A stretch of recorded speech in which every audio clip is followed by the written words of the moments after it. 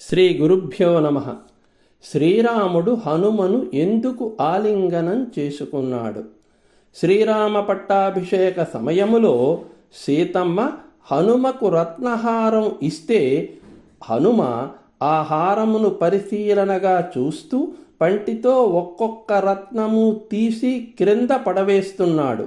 మారుతి, ఏమిటా పని అని సీతమ్మ అంటే, అమ్మా, దీనిలో లౌకికమైన బంగారమే కనపడుతున్నది, కానీ సర్వత్రా నేను చూసే మేలిమి బంగారమైన నా స్వామి కనబడలేదు అన్నాడుట.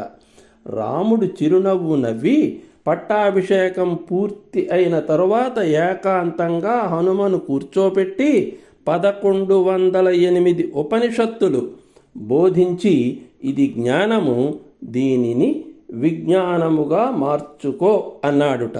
అంటే అర్థం, ఇది పరోక్షము, అపరోక్షము అనగా అనుభవముగా మార్చుకో అని. అప్పుడు హనుమ ఏకాంతముగా కొంతకాలము కూర్చొని మరలా రాముని వద్దకు రావడం జరిగింది.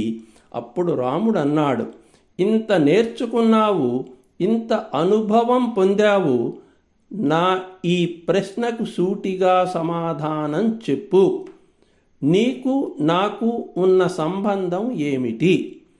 హనుమ ఈ ప్రశ్నకు చెప్పిన సమాధానమే ప్రపంచములోని అన్ని మతముల సారము. ఆ సమాధానము ఏమంటే, స్వామీ, దేహబుద్ధ్యా దాసోస్మి.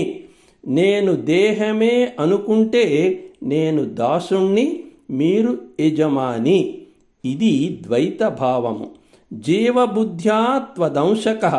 నేను జీవాత్మను అనుకుంటే మరొక మెట్టు పైకొస్తే నేను వ్యష్టి, నీవు సమిష్టి, నేను అల, నీవు సముద్రము.